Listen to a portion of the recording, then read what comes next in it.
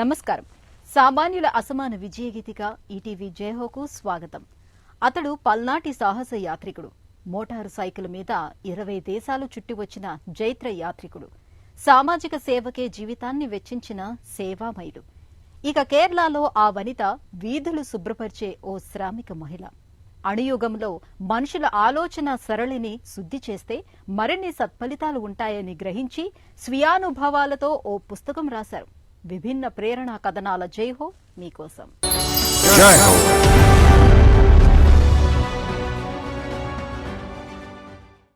కదిలి వచ్చే కరుణ రథం, సామాజిక సేవే దృక్పథం. అతడు పల్నాడు జిల్లా బొల్లాపల్లి మండలం బండ్లమోతు గ్రామస్తుడు జాషువా డేనియల్ అనే యువకుడు.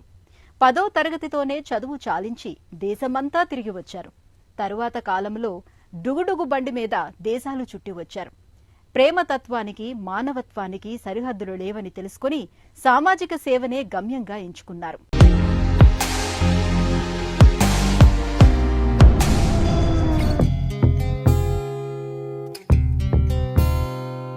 ఈ యువకుడి పేరు జాషువా డేనియల్. బైక్ మీద అమితానందంతో దూసుకెళ్తాడు. ఆత్మీయులంతా ఆప్యాయంగా రైడర్ జోష్ అని పిలుస్తారు. ఇతడు మనుషులను కలిసే వారధి, కరుణ హృదయ సారథి. 37 ఏళ్ల జాషువా దేశ విదేశాల్లో పయనించి దయ, ప్రేమ, కరుణ, సేవాతత్వానికి సరిహద్దులు లేవని చాటారు.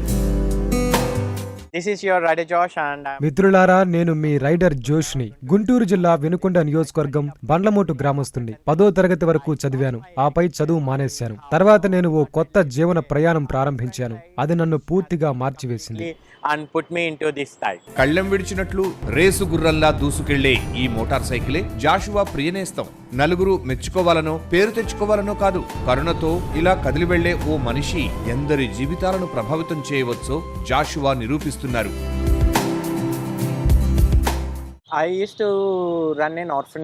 నేను మధ్యప్రదేశ్ రాష్ట్రం కంద్వా గ్రామంలో మిత్రుల సాయంతో అనాథాశ్రమాన్ని నడిపాను. ఓ రోజు ప్రయాణానికి మాకు మోటార్ బైక్ కావాల్సి వచ్చింది. అప్పుడు నేను మోటార్ సైకిల్ను విజయవాడ నుంచి భోపాల్కి రైల్లో పంపాలనుకున్నాను. కానీ టికెట్లు, రవాణా ఛార్జీలంతా లెక్కిస్తే బైక్ను నడుపుతూ అక్కడికి చేరడం మంచిదనిపించింది. అది అప్పటికి నా జీవితంలో ఓ పెద్ద ప్రయాణం. ఆ ప్రయాణంలో ఉండగానే దారిలోనే మానసిక వ్యాధి పీడితులు, ఇతర అవసరాల్లో ఉన్నవారిని చూశాను. వారి కోసం ఆహారం, మంచినీళ్లు, బట్టలు, చెప్పులు తీసుకెళ్లి పంచాలన్న ప్రేరణ కలిగింది. జాషువా జీవితం వడ్డించిన విస్తరి కాదు, తిరుగుబాటు తత్వంతోనే జీవన పయనం ప్రారంభం. 10వ తరగతి చదివాక ఇంట్లోంచి పారిపోయాడు. వెండితెరపై చూసిన ప్రపంచాలేవో నిజంగా ఉంటాయని భావించి సాహసించారు. చేతిలో డబ్బులు లేవు, తినటానికి తిండి లేదు. రైలు ప్లాట్ఫారాల మీద ఆకలి మంటలతో కొంతకాలం గడిచిపోయింది. తనకంటే దురవస్థలో ఉన్న బాలల పరిస్థితి కదిలించింది.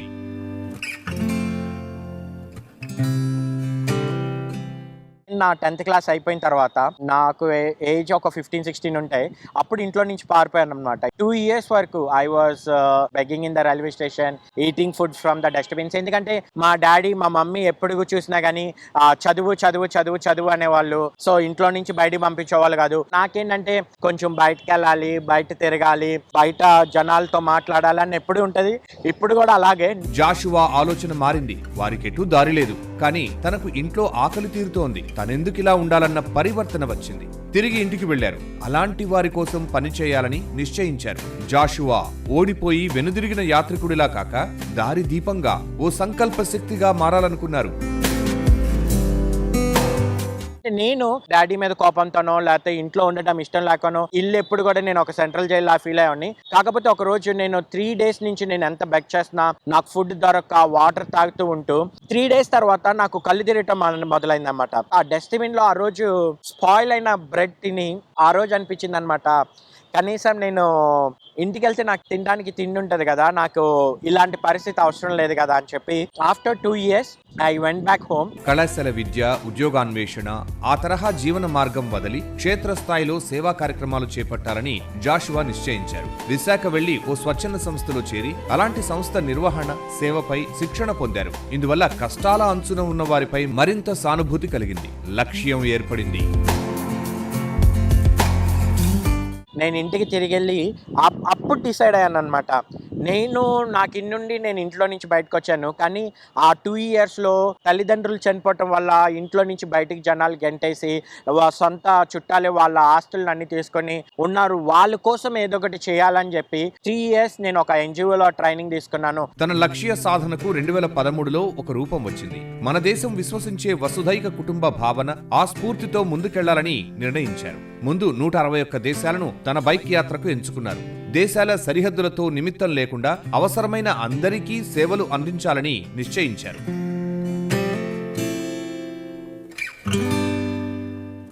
I have started riding at the age of 17. I did Kanyakumari to Kashmir also.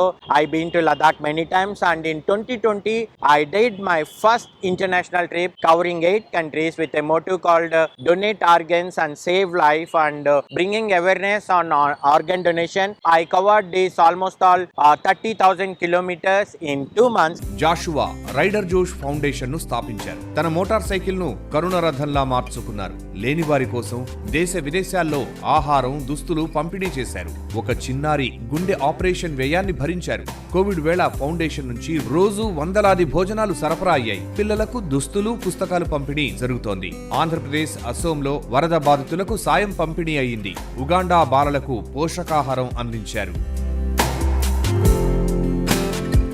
Rider Josh foundation అనే ఒక ఫౌండేషన్ రన్ చేస్తున్నాను.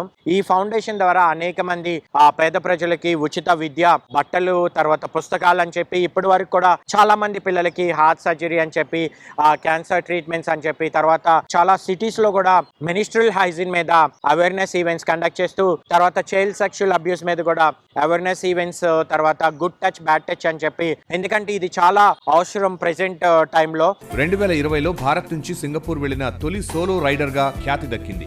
యూనివర్సల్ రికార్డ్స్ ప్రశంసా పత్రం లభించింది. 2025 మే నెలలో జాషువా మరో మైలురాయిని చేరారు. ఆయన తన మోటార్ సైకిల్ పై బ్రూనైల్లో అడుగుపెట్టిన తొలి భారతీయుడిగా నిలిచారు. కరుణ, వసుధైక భావనతో వందల దేశాలను ద్విచక్ర వాహనంపై చుట్టి రావాలన్నది ఆయన సంకల్పం. 2011లో ఆక్వా స్థిరాస్తి వ్యాపారాలను ప్రారంభించారు. సంపాదించిన సొమ్ములో ఏటా 25 లక్షల రూపాయలను తన సేవా foundation కార్యక్రమాలకే వెచ్చిస్తున్నారు.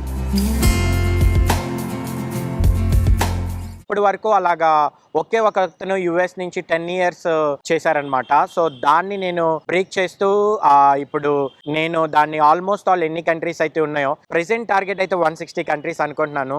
World is one family. Joshua నిరంతర సేవలకు గుర్తింపు వచ్చింది. 2021లో వివేకానంద అవార్డు, 2022లో ఏసియన్ ఆఫ్రికన్ ఎక్సలెన్స్ అవార్డు లభించాయి.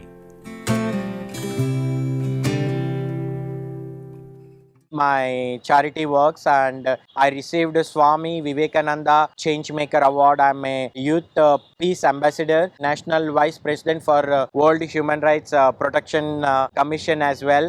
జాషువా డేనియల్ సందేశం మామూలుగానే అనిపించవచ్చు, కానీ శక్తివంతంగా ఉంటుంది. మనం ప్రపంచాన్నంతా మార్చనవసరం లేదు, ఎవరో ఒకరి ప్రపంచాన్ని మార్చండి. కరుణతో చేసే చిన్న పనులే గొప్ప ఫలితాలనిస్తాయన్నది జాషువా మాట. చారిటీ అంటే డబ్బులు ఇవ్వటం కాదు. చారిటీ అంటే మీరు ఒకరికి వాళ్ళు ఈ సమస్యలో ఉన్నారని తెలుసుకుని వారికి ఒక మాట సహాయం చేయండి. వ్యధ నుంచే ఆమె కథ అక్షర రూపంలో పలకరించిన విజయగాథ. ఆమె తిరువనంతపురం జిల్లావాసి ధనుజ. చెయ్యి తిరిగిన రచయిత్రేమీ కాదు, కేరళలో పారిశుద్ధ్య కార్మికురాలు. దశాబ్దాలుగా తను ఊడ్చి పారేసిన చెత్త కంటే మనుషుల మెదళ్లను వదలని మకిలి మరీ ప్రమాదంగా మారుతోందని గ్రహించారు. తన జీవిత అనుభవాలతో ఆత్మకథ రాసి వివక్ష, దురాచారాలపై నిప్పులు చెరిగారు.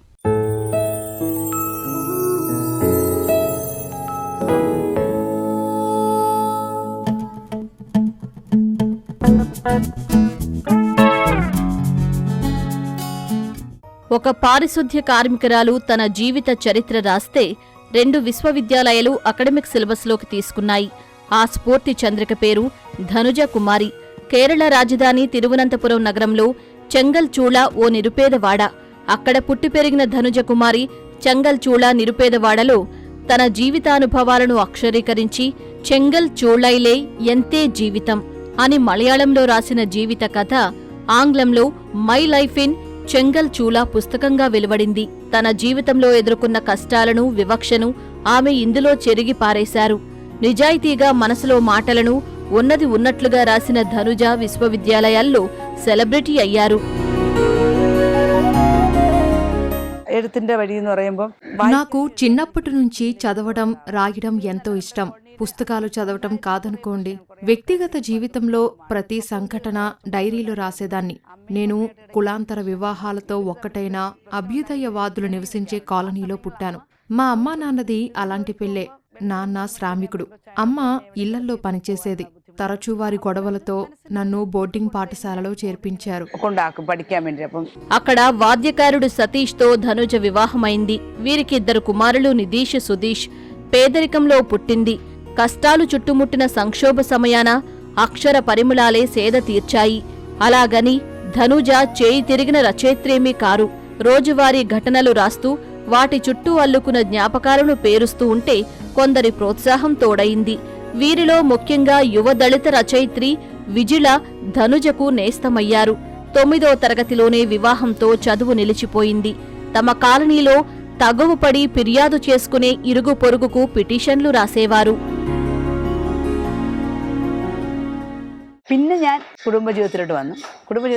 కుటుంబ జీవితంలోకి వచ్చాక మా కాలనీలో ఎన్నో సమస్యల్ని చూశాను.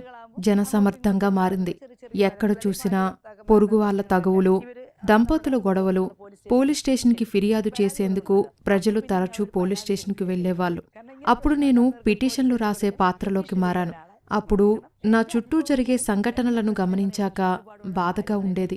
సరే, ఇవన్నీ కలిపి ఏదో ఒక రోజు ఓ పుస్తకం అవుతుందని నేను అస్సలు ఊహించలేదు.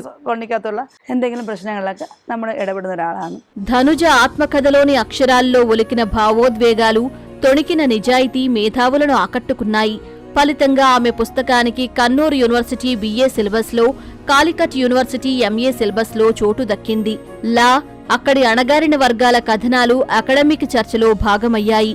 పేద బస్తీల్లో నివసించే వారి ప్రతిభ, బుద్ధి వికాసాలకు సామాజిక ఆర్థిక స్థితితో సంబంధం లేదని తన పుస్తకంలో వాదించారు ధనుజ.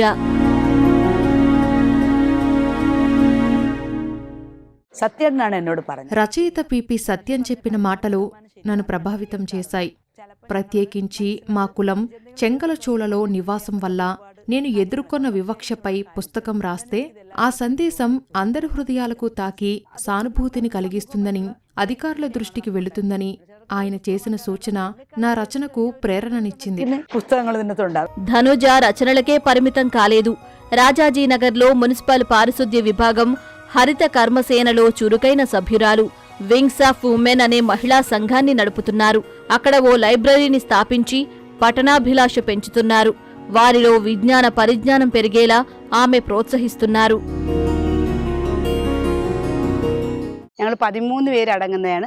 నేను కుదుప్పనక్కును చెట్టివిలాకం వార్డులో నంబర్హిత కర్మసేనలో పనిచేస్తున్నాను. బృందంలోని మేమంతా ఉదయం 7 గంటలకు పని ప్రారంభిస్తాం. ఈ ప్రభుత్వ ప్రాజెక్ట్ మమ్మల్ని ఆర్థికంగా శక్తిమంతంగా చేసింది. మా కుటుంబ ఆదాయానికి తోడ్పడుతూ జీవన ప్రమాణాలను మెరుగుపరిచింది. ధనుజ వ్యక్తిగత జీవితంలో ఎన్నో కష్టాలను ఎదుర్కొన్నారు. ప్రతికూల పరిస్థితులను ఎదిరించి బిడ్డలను చదివించారు. పెద్ద కుమారుడు నిధీష్ కేరళ కళామండలంలో చదివే సమయంలో కుల వివక్ష ఎదురై చదువు చాలించారు. కానీ తరువాత చెన్నైలోని AR రెహమాన్ KM మ్యూజిక్ కన్జర్వేటివ్లో సంగీత పాఠాలు నేర్చారు. చిన్న కుమారుడు సుధీష్ కూడా అదే దారిలో ముందుకు వెళ్లాలని భావిస్తున్నారు.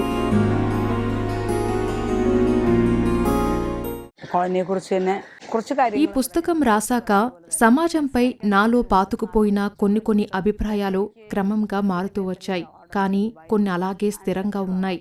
అన్సంగ్ హీరో పురస్కారం స్వీకరించేందుకు దుబాయ్ వెళ్లాను. ఇప్పుడు దుబాయ్ అనుభవాలను రాస్తున్నాను.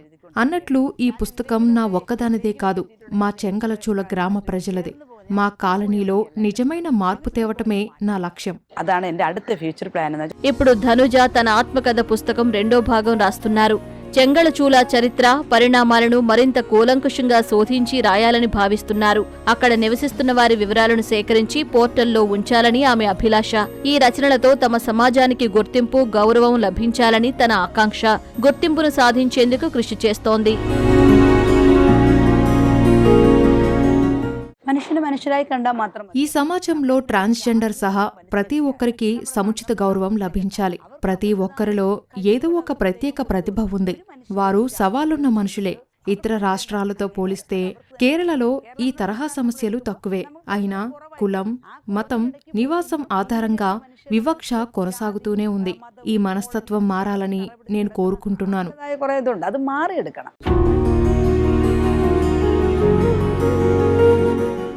మోటారు బైకు మీద దేశాలు చుట్టివచ్చి తన యాత్రా స్ఫూర్తిని, కీర్తిని సామాజిక సేవకు వెచ్చించిన పల్నాడు యువకుడు జాషువా డేనియల్. మనుషుల మనసులకు అంటిన మకిలిని అక్షరాలతో కడిగివేస్తున్న కేరళ వనిత ధనుజ. ఇద్దరూ వేర్వేరు రంగాల వ్యక్తులు, ప్రేరణాశక్తులు. మరిన్ని కథనాలతో వచ్చే వారం జేహోలో మళ్లీ కలుద్దాం. నమస్కారం.